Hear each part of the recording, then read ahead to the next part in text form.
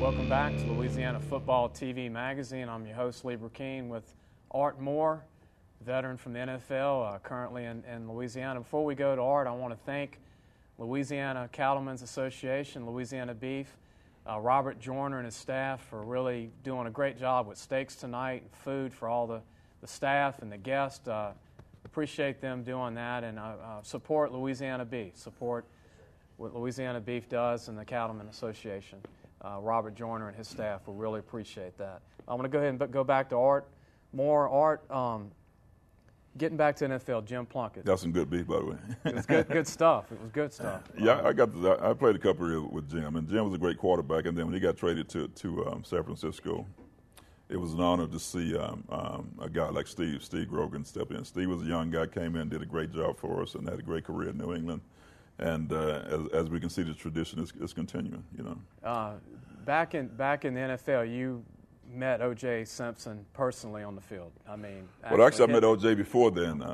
Pat Summerall that flew me into Dallas to O.J.'s first Pro Bowl game, and I met O.J. there. And O.J. told me that if they get me across the line of scrimmage, I'd outrun the secondary. But I didn't know then that I'd be playing against them twice a year in New England. Well, we got a picture that we want to show pretty soon. Once they get that up, that's actually right behind me. That's you tackling and OJ. Well, actually, that was the most famous picture in the world. When OJ got in trouble, that is the picture that was released in USA Today to advertise. I made the OJ centerfold in the Court magazine, but. Like I say, I really didn't. I don't really know what happened in that case. But as far as I had a young guy talking the other day. He was talking about the best running backs, and he's a young teenager. He only knew back as far as Barry Sanders. That's the son. I said, but you really need to understand your football if you want to talk about who's the best. I mean, football that's such a collection of great talents, and OJ just happened to be one of those talents. And I was fortunate to get to play against him and guys like Burt Jones and Kenny Stabler, Terry Bradshaw. Matter of fact, those 4 Super Bowls, we should have had 2 of those that Terry and them won. So. Yeah, the backs that the kid didn't remember, the Gail Sayers, the Jim Gail Browns, Sayers, they got a chance to play. Franco Harris, and all those guys. Tony Dorsett. It goes Chuck Foreman, Otis Anderson, Terry Metcalf, all those guys were. Morris.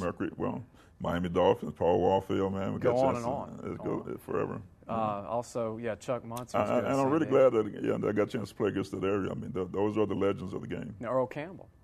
My homeboy, Earl Campbell. We all grew up in Texas, so we played against these guys in high school before they got to college. No, Art, I want to get back to college football with Bill McCartney, what he did at Colorado. He turned around the program and left. I mean, walked away as a winning coach at Colorado. Well, Bill was an outstanding coach, and I met Bill at a conference back in the day, and Bill, like myself, we took a bold step to leave the NFL and basically go into ministry. I thought I was a bad guy until I read the Bible. It took 3 men to block me in the NFL, but read John 18 chapter. The Bible said that Jesus walked out to a whole army and asked them who they were looking for, and the Bible said that they said Jesus Christ of Nazareth. And when Jesus said, "I am He," the Bible said the whole army fell down, and Jesus didn't do nothing. I was thinking, man, I love to walk up to the line of scrimmage and say, "Hey, it's Art Moore," boom, everybody fall down. So we found out that you need to incorporate a good education and Christ in your life, and that's our message to young people. You need to get a solid foundation, use football as a means to its end, get your education, and then move on to a great life. What else would you say for kids coming up that, we talked about it earlier, Terrell Owens, these guys, they talk, and the game's changed a little bit, but stay humble. Well, it's all about sportsmanship and just doing the right things. Let your ability on the field speak for you, and leave your mouth at home. Back when you played, not a lot of talking. Not a lot of talking, and they didn't tolerate that. I mean, the NFL was a brand, and we were taught to respect the brand, and that's really what we need more of now. It's called great sportsmanship. Been a good role model. How do you like Baton Rouge, Art, compared to Texas, compared to California? Strangely enough, I wasn't sure, but Baton Rouge has been very good for our organization. It's great for our travel, and I was surprised at how many retired athletes that live here in the Baton Rouge area. About the NFL, and like I said, there's life after the NFL. Kids don't understand that. The percentage of people that make the NFL, it's very small. It's very small, and you have to diversify your life. You can't put all your eggs in one basket, and like a lot of young men do, and then they really work more on the athletic side and don't do the education side. But when you get to the pros, if you don't like class, you won't like the NFL. Yeah. We spend a lot of time in class learning. You know, I didn't know that when you walk out on that field that you actually could know the play before the play snapped. You know, that's how precise it is. So you really got to put your time in. And like most guys don't make it in the NFL because they don't have the ability. They don't make it because they're not disciplined or they're not smart enough. The work ethic and all that goes along with it. It takes a commitment. I want to mention this to you. Got to put you on the spot in a good way. You're from Texas. You lived in California. You played all over. Played in Boston. High school football in Louisiana. Where do you compare that to Texas football when you were growing up? You know, Louisiana's always been right down here.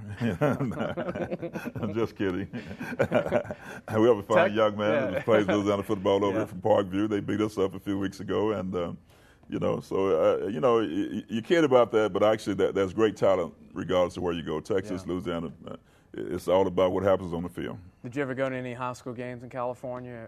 I went to a lot of high school games in California. Is it the same intensity as the It's the same intensity, you know. But my dream was to play for Charlie Mack, and I got a chance to play my last college game. I was elected to go to the American Bowl, and I got to play for Charlie Mack. My last college game, me and Big John Matusek, and you know. If you're under 30, Matusek was a crazy man with the Oakland Raiders, who was more of a comic than a great player, and then Charlie McClendon, the late Charlie McClendon, LSU head coach back in the 70s and 60s. Well, I really wanted to go to LSU, but they offered more money to go to University of Tulsa. You know? That's when the coaches show up and you're in the kitchen talking to your mom, and then they tell you to leave the room, and you come back in, your mom said, boy, you going to Tulsa, and Dad get a new truck. You know, I don't know what happened, but I know they don't do that kind of stuff anymore. But there was no rules. Yeah, you know, you kind of recruit with the briefcase, you know, whoever came with the... Did they even have an ACT back then that you had to make? We did have ACT. But it wasn't even this high, was it, Art, back then? Because you heard the Terry Bradshaw story, right? No. That he could not get in LSU because of his ACT score. Really? Back in the 70s. Yeah, well, I took my own. I think I made 18 or something. I forget what it was, but I think 18. I've heard that from. I think 18 was the requirement then. Yeah, but there was no limits on scholarships. Oh no, you know, just, they want you, they got you. Tulsa had 150 when you showed up. Well, that's the same it was in the pros, man. You know, Oakland Raiders used to have a whole team living downtown. You know, so if you were available, they would keep you. Real quick, anything for the kids. I know you're a nonprofit organization. Say that one more time for. Well, basically, we have an organization called Yes I Can, and our motive is to keep Christ centered. You know, the Bible says you can do all things through Christ. You know, and I've learned that firsthand. There's many stories that I can share about how God delivered me out of the NFL. I'm one of the guys who left the NFL with 2 years on the contract because I found out that there was a God, and so my mission now is to teach young men and women that hey, whatever you do in life, don't forget about to incorporate God in the midst of that. Lee, and I'm glad you called me, man. I appreciate it. We'd like to have you back. Well, God bless you. I live here in Baton Rouge, and anything that we could do to serve the community, my wife and I would be glad to do. Maybe when Bill McCartney, we can get you and Bill on the same show. Maybe we can help you get Bill on the show. Okay. Appreciate it. Thank you, Art. We'll be back with more. We've got Taz Knockham, Fabian Roussel from Peak Performance. We'll be up shortly. We'll be back. Louisiana Football TV Magazine.